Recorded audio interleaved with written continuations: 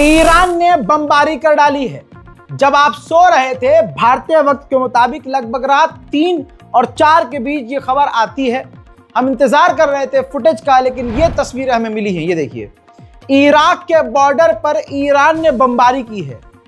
ध्यान से देखिए दोस्तों, ये जो धुआं निकल रहा है और जो एक्सप्लोजन आपको एक बड़ा नजर आ रहा है, क्योंकि वीडियो काफी दूर से बनाई गई है, तो ईरान बहुत खतरनाक एक्शन में है।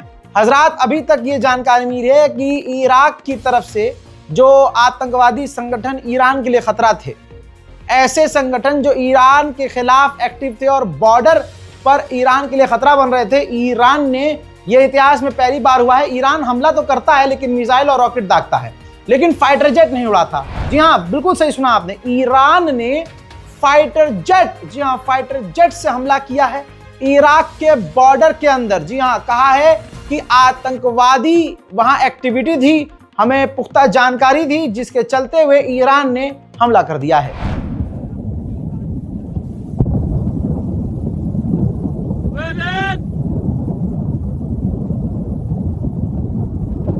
हजरात, जाहिर सी बात है इसके बाद इराक नाराज होगा।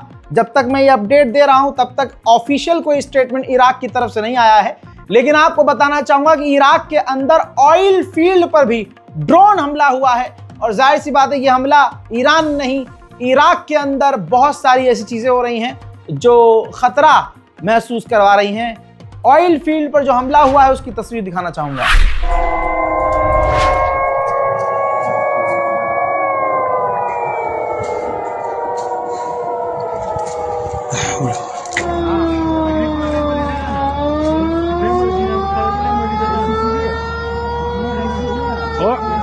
ये दोस्तों ब्रेकिंग न्यूज है, सुबह ही सुबह आपको दे रहा हूं। साथ में ईरान की बात अगर मैं कर रहा हूं तो आपको और भी एडिशनल जानकारी दे दूं। ऑस्ट्रेलिया ने ईरान की IRGC को आतंकी लिस्ट में डाल दिया है। खबर घूम रही थी, आधी अधूरी जानकारी ईरान की तरफ से थी, जिसकी वजह से कई तरह की बातें बनी कि मोहम्मद बिन सलमान जब ट्रंप से मिलने गए हैं तो ट्रंप को मोहम्मद बिन सलमान के जरिए ईरान ने मैसेज भेजा है। हालांकि बातें बनने से पहले अब ईरान के विदेश मंत्री का आगे बयान आ गया है। उन्होंने ताज़ा तरीन बयान में क्लियरिफाई किया है कि हमने मोहम्मद बिन सलमान को जो लेटर दिया है उसमें अमेरिका और किसी और का कोई मसला नहीं था। हमने हज के सिलसिले में मोहम्मद बिन सलमान को लेटर दिया था। वहीं ईरान के अंदर अभी भी आतंकवादी हमले जारी हैं। ईरान के अंदर जो धमाका हुआ, गोलीबारी हुई, उसमें एक IRGC के जवान की मौत हो गई है। उधर ईरान के विदेश मंत्री ने फोन पर यूरोपीय यूनियन के ऑफिशियल से अपने टकराव को कम करने के लिए फोन पर बात की है।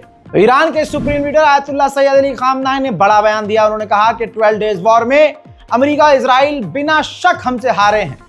उन्होंने हमारे खिलाफ झूठ फैलाया, झूठ फैलाकर हमला किया। हमला करने के बावजूद वो हमसे कुछ हासिल न कर पाए। 12 روزه ملت ایران هم آمریکا رو شکست داد، هم صهیونیست‌ها رو شکست داد. بدون تردید آمدن، شرارت کردن، کتک خوردن و دست خالی برگشتن. این شکست به معنای واقعی کلمه اینه. بله، شرارت کردن، یعنی اما دست خالی برگشتن، یعنی به هیچ کدام از هدفهای خودشون نرسیدن. بنا به قولی رژیم صهیونی 20 سال برای این جنگ برنامه‌ریزی و آمادگی। सुप्रीम लीडर ने आगे ये भी कहा है कि ऐसा नहीं है कि हमारा नुकसान नहीं हुआ। 12 डेज वॉर में हमारा भी नुकसान हुआ, लेकिन हमला करने वाले का मटेरियल नुकसान ज्यादा हुआ, उनका नुकसान बहुत ज्यादा हुआ। आज पूरी दुनिया में इजराइल एक ऐसी चीज बन चुकी है जिससे पूरी दुनिया सबसे ज्यादा नफरत करती है। हजरात, मजेदार बात तो यहां बोल दी सुप्रीम लीडर ने। उन्होंने कह दिया कि यह झूठ फैलाया जा रहा है कि हमने अमेरिका को कोई संदेश भेजा है, हम बातचीत करना चाहते हैं, ऐसा है वैसा है, लेकिन ये सब झूठ है। सुप्रीम लीडर ने ही आकर क्लियर कर दिया कि हमें अमेरिका से बातचीत ही नहीं करनी, अमेरिका बातचीत के लायक ही नहीं है। इसके बाद डोनाल्ड ट्रंप का बयान आया है, जिस एक बयान में वो कह रहे हैं कि ईरान पर हमला करने के बाद जो पायलट था उसने खूब एंजॉय किया। बाकी हमने B2 बॉम्बर, परमाणु बॉम्बर और भी भारी मात्रा में ऑर्डर किए हैं। I'll tell you that they said for 22 years, sir, our predecessors and us wanted to make this attack. 22 years they wanted to make this attack, and they practiced it 3 times a year for 22 years, and no president gave them the approval to do it until you came along, sir. We want to thank you. I said, did you really enjoy it? They said, sir, we loved it. We loved it.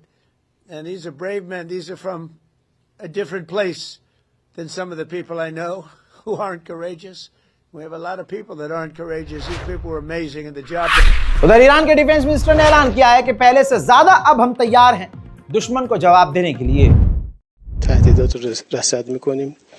اونچه که مهمه آمادگی ماست. ما با قدرت آماده هستیم، آماده پاسخگویی به هر تهدیدی و شدیدتر از دفعه قبل. دفعه قبل ما در جنگ 12 روزه نشون دادیم که چه قدرتی برخورداریم و شاید همه قدرتمون رو نشون ندادیم، ولی اگر تحولاتی هم باشه، تحرکاتی هم باشه، علیه ما باشه، ما بهش پاسخ خواهیم داد.